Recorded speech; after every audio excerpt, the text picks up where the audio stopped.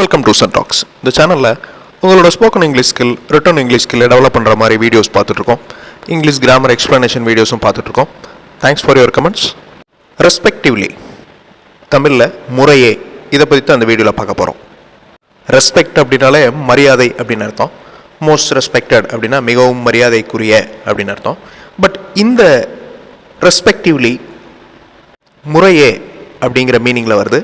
அதை பற்றி இந்த வீடியோவில் பார்க்கலாம். இந்த தமிழ் சென்டென்ஸை பாருங்கள். இந்த கலைப்பொருள், புத்தகங்கள் மற்றும் பணம் முறையே அரசிடம், மாணவர்களிடம் மற்றும் ஏழைகளிடம் வழங்கப்பட்டது. இந்த வழங்கப்பட்டதுக்கு முன்னாடி முறையே வரலாம்.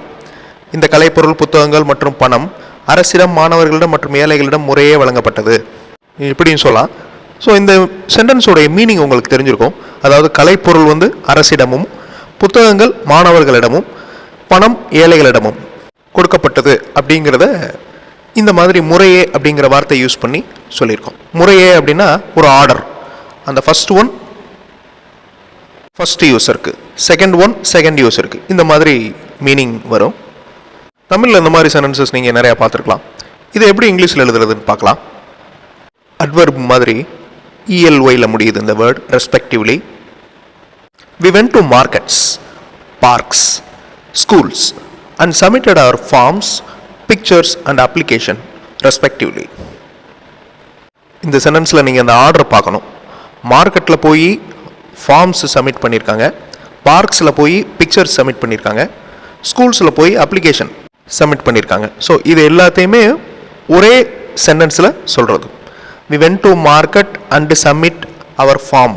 We went to school and submit our application and we went to park and submit our pictures. So இந்த மாதிரி தனித்தனியாக சென்டென்சஸில் சொல்லாமல் ஒரே சென்டென்ஸில் ரெஸ்பெக்டிவ்லி யூஸ் பண்ணி ஈஸியாக சொல்லிடலாம். ஸோ இன்னும் மாடல் சென்டென்சஸ் பார்க்கலாம். சென்டென்ஸோட ஸ்ட்ரக்சரை நல்லா பார்த்து வச்சுக்கிட்டிங்கன்னா இதே மாதிரி சென்டென்ஸ் நீங்களே கிரியேட் பண்ணலாம். The businessmen students are given luxury hall and large hall respectively. The businessmen students are given luxury hall and large hall respectively.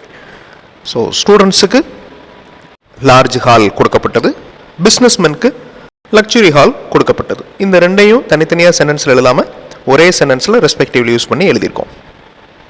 All the parcels and gifts are distributed among the suppliers and customers respectively. So parcel சப்ளையர்ஸ்க்கும், gift கஸ்டமர்ஸ்க்கும் distribute பண்ணப்பட்டிருக்கு. See the sentence structure. That is very important. Observe that structure. நிறைய model sentences பார்த்தீங்கன்னா தான் அந்த structure மனப்பாடம் ஆகும். You must deliver the goods and empty tins respectively to the new shops and old shops. இந்த respectively அப்படிங்கிற word old ஷாப்ஸ்க்கு அடுத்து கூட வரலாம். That is end of the sentenceல கூட வரலாம். You must deliver the goods and empty tins to the new shops and old shops respectively. Maximum respectively கடைசியில் தான் வரும். ஸோ இந்த குட்ஸ் அப்படிங்கிறது பொருட்கள். குட்ஸை நியூ ஷாப்ஸுக்கும், எம்டி டின்ஸ் ஓல்டு ஷாப்ஸுக்கும் டெலிவர் பண்ணணும். மண்டே அன்னைக்கு 50 rupees, டியூஸ்டே அன்னைக்கு 60 rupees, வெட்னஸ்டே அன்னைக்கு 70 rupees பே பண்ணணும். இதை ஒரே சென்டென்ஸில் நம்ம சொல்லியிருக்கோம். You pay ₹50, 60, 70 on Monday, Tuesday and Wednesday respectively.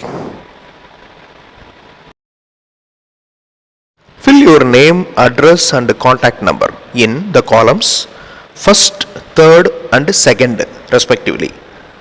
நேமை ஃபர்ஸ்ட் காலத்துலையும், அட்ரஸை தேர்ட் காலம்லையும், கான்டாக்ட் நம்பரை செகண்ட் காலம்லையும் ஃபில் பண்ணணும் அப்படின்னு இன்ஸ்ட்ரக்ஷன் கொடுத்துருக்கு. இந்த ரெஸ்பெக்டிவ்லி அப்படிங்கிற வேர்ட் மேக்ஸிமம் ரிட்டன் இங்கிலீஷில் யூஸ் ஆகும். பேசுகிறப்ப யூஸ் பண்ண மாட்டோம், மேக்ஸிமம் ரிட்டன் இங்கிலீஷில் யூஸ் பண்ணுவோம் அடிக்கடி. அடுத்த வீடியோவில் இன்னொரு புது டாப்பிக்கோட பார்க்கலாம். தேங்க்ஸ் ஃபார் வாட்சிங் and thanks for your comments.